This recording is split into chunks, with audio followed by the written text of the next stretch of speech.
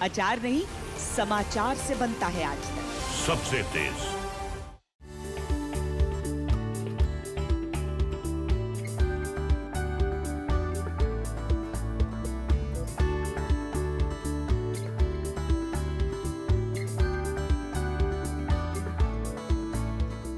ज्वार, बाजरा, जौ, ये तमाम जो शब्द हैं अनाजों के, आपने सुने होंगे अपने आसपास पड़ोस घर में।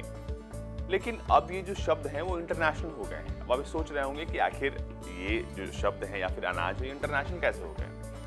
जी हाँ, बिल्कुल इंटरनेशनल है। और आज के पेपर्स के या फिर किसी भी वेबसाइट पर आप जाएंगे तो उसके फ्रंट पेज पर होंगे आज ये अनाज। दरअसल 2023 को मोटे अनाज का साल घोषित किया जा चुका है। जी हाँ, और ये घोषणा यूएनजीए ने की है।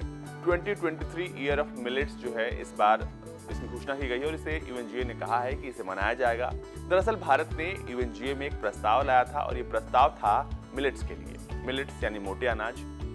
इन मिलेट्स को अब यूएनजीए ने सर्वसम्मति से पारित कर दिया है और इसे तमाम देशों ने स्वीकारा भी है। इसको लेकर उन्होंने वोट भी किया और अब जो साल 2023 है वो ईयर ऑफ मिलेट्स के नाम से पारित हो चुका है।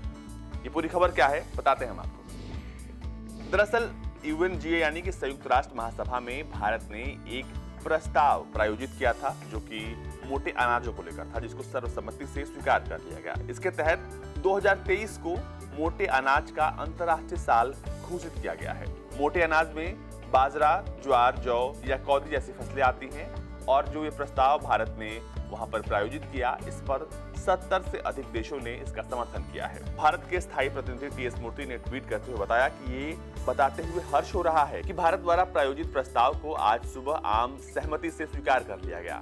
प्रस्ताव के तहत 2023 के मोटे अनाजों का अंतर्राष्ट्रीय साल घोषित किया गया है। उन्होंने कहा कि विश्व में जौ, ज्वार या बाजरे के पोषक और पारिस्थितिक लाभ को प्रोत्साहित करने की दिशा में ये बहुत बड़ा कदम है।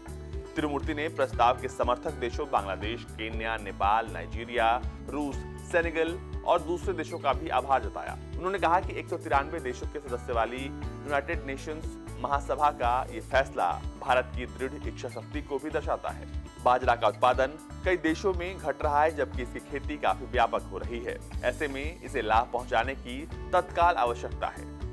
भारत दुनिया में सबसे ज्यादा मोटे अनाज वाले इन जिनको हम मिलेट्स कहते हैं उनका उत्पादन करता है। साल 2018 में साल जो है इन मोटे अनाजों के नाम ही रखा गया था। और आपको बता दें कि ऐसे कई राज्य हैं हमारे देश में जो कि इन मिलेट्स का सबसे ज्यादा प्रोडक्शन करते हैं। भारत दुनिया में सबसे ज्यादा मिलेट्स का प्रोडक्शन करता है और ऐसे कई देश हैं जहां पे कुपोषण का दर सबसे ज्यादा है, वहां पर इन मिलेट्स को दिया जाता है। इसके अलावा जो लोग आटा या फिर वो सामान्य जो खाने पीने की जो चीजें हैं वो अगर अफोर्ड नहीं कर सकते, उनके लिए ज्वार, बाजरा जो है वो न्यूट्रिशन का सबसे बड़ा स्रोत होता है। ऐसे में मिलेट्स का ज्यादा उत्पादन आपको कुपोषण या फिर उन तमाम मैल न्यूट्रिशन जैसी बीमारियों से दूर भगाता है। आपको बता दें कि पीएम मोदी ने इसको लेकर ट्वीट किया है। पीएम मोदी ने लिखा है कि संयुक्त राष्ट्र महासभा में भारत के प्रस्ताव को मिली सफलता पर उन्होंने कहा है कि मोटे अनाजों को लोकप्रिय बनाने के मोर्चे पर जुटा भारत इस फैसले से सम्मानित महसूस कर रहा है। इससे न सिर्फ खाद्य सुरक्षा और किसानों के कल्याण को बल मिलता है, बल्कि ये कृषि वैज्ञानिकों और स्टार्टअप समुदाय के लिए शोध और नोमिनेशन के द्वार भी खोलता है। उन्होंने इस प्रस्ताव का समर्थन करने वाले देशों का आभार जताते हुए कहा कि संयुक्त राष्ट्र के सभी प्रतिनिधियों को नाश्ते में मुरुक्कू पेश किया गया।